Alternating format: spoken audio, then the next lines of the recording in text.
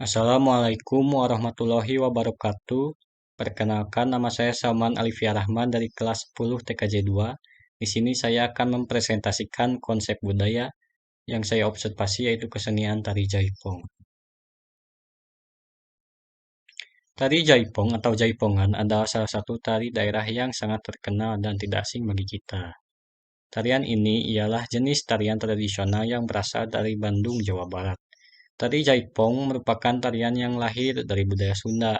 Tarian ini diciptakan oleh Gugum Gumbira dan Haji Suwanda. Gerakan-gerakan tarian Jaipong adalah gabungan dari beberapa kesenian tradisional seperti wayang golek, pencak silat, dan ketuk tilu. Dalam konsep kebudayaan, tarian Jaipong termasuk ke dalam wujud kebudayaan, aktivitas atau tindakan, dan unsur kebudayaan kesenian. Baik, yang selanjutnya kita akan membahas sejarah tari Jaipong.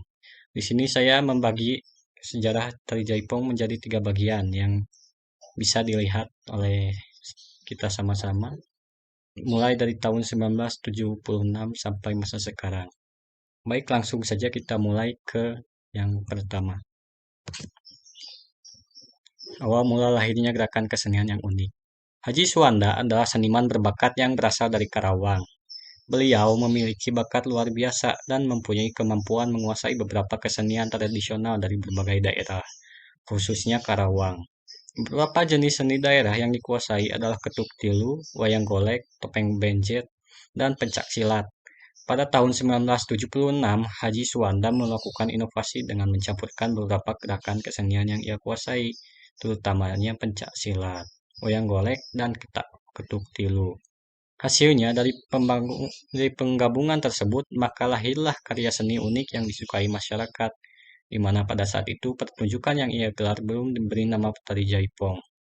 Sebagai pengiring pementasan tersebut, digunakan alat musik seperti degung, gentang, gong, dan alat musik ketuk lainnya, sehingga membuat musik pengiring tarian ini sangat unik dan energik. Yang kedua, kemunculan sebuah tarian yang dinamakan Tari Jaipong. Selanjutnya, kesenian ini menarik minat Gugum Gumbira, seorang seniman Sunda, hingga mempelajarinya. Ketika Gugum Gumbira telah menguasai tarian ini, beliau kemudian mengemas ulang gerakan-gerakan pada tarian tersebut sehingga terciptalah Tari Jaipong. Pada saat itu pula, tarian ini mulai diperkenalkan kepada masyarakat Bandung. Tarian ini mengalami perkembangan pesat pada tahun 1979. Perkembangan tersebut meliputi pementasan serta properti yang digunakan oleh penarinya. Kondisi ini menjadikan tari Jaipongan dikenal hampir di seluruh wilayah Jawa Barat, seperti Cianjur, Sukabumi, hingga Bogor. Bahkan masyarakat di luar Jawa Barat pun mulai mengenalnya. Yang ketiga, perkembangan tari Jaipong. Dalam perkembangannya, tari Jaipong kemudian melahirkan para penari handal seperti Tatit Saleh, Yeti Mamat, Eli Somali, serta Pepen Dedi Kirniadi. Jaipongan memberikan kontribusi besar bagi para pecinta seni untuk lebih serius mengenalkan tarian rakyat yang kurang mendapat perhatian. Kepopuleran tari Jaipong membuat sanggar-sanggar tari bermunculan dan mengajarkan kepada masyarakat. Terdapat gaya atau ciri khas yang lain yang dikenal dengan sebutan kaleran. Jaipongan jenis ini mengandung gerakan erotis, humoris, semangat, spontanitas, dan lebih sederhana. Hal tersebut dapat dilihat dari pola penyajian serta pementasan tarian.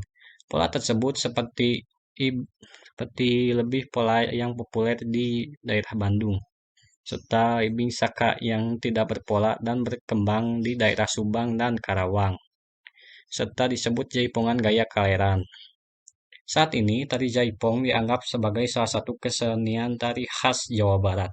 Meskipun faktanya berasal dari Karawang, tari ini biasanya ditampilkan pada acara penting serta pertunjukan untuk menyambut tamu-tamu besar yang berkunjung ke Jawa Barat. Tarian ini juga berpengaruh terhadap kesenian Jawa Barat lainnya seperti wayang, degung, genjring, terbangan, dan sebagainya.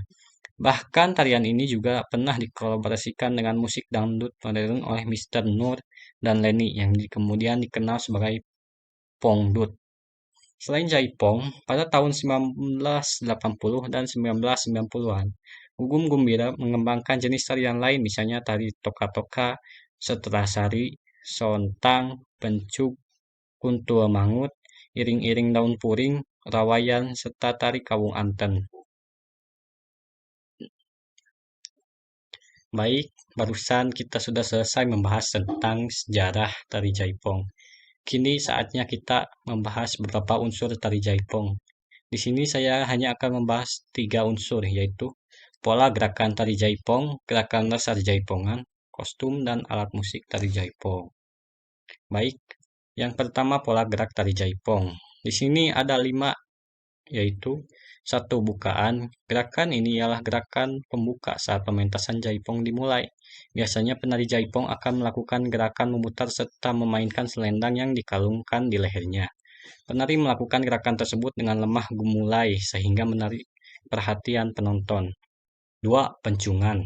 Gerakan ini adalah gerak tari dengan tempo cepat yang diiringi musik dan lagu yang juga bertempo cepat. Gerakan pecungan adalah gerakan yang penuh semangat dan sanggup membawa penonton untuk menikmatinya. 3. Ngala. Gerakan ini berupa gerak patah-patah. Perpindahan dari titik ke titik berikutnya dilakukan dengan sangat cepat. Gerakan ngala adalah gerakan yang menambah keunikan tari Jaipong.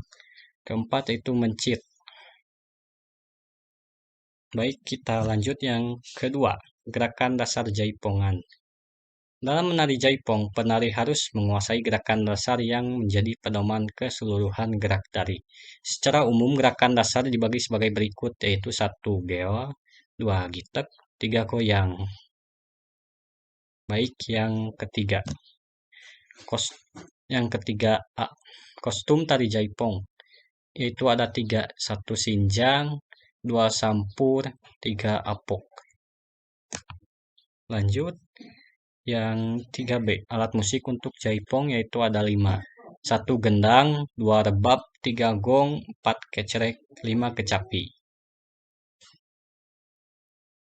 Baik, pembahasan tentang tari Jaipong dari mulai pengertian hingga sejarah kemudian unsur sudah selesai. Inilah kesimpulannya. Indonesia merupakan negara dan kekayaan alam yang luar biasa. Selain itu, adat dan budaya Nusantara juga sangat beragam, meliputi seni tari, sastra, seni rupa, seni musik, seni bangunan, dan sebagainya. Tari Jaipong adalah salah satu keunikan budaya Indonesia yang menampilkan tarian energik. Tarian ini tidak pernah membuat bosan penonton dan disukai oleh berbagai kalangan serta usia. Begitulah kira-kira pembahasan yang bisa saya sampaikan. Terima kasih. Mohon maaf apabila saya ada kesalahan dalam berkata maupun ada yang kurang dari apa yang saya sampaikan. Baik, begitu saja dari saya. Wassalamualaikum warahmatullahi wabarakatuh.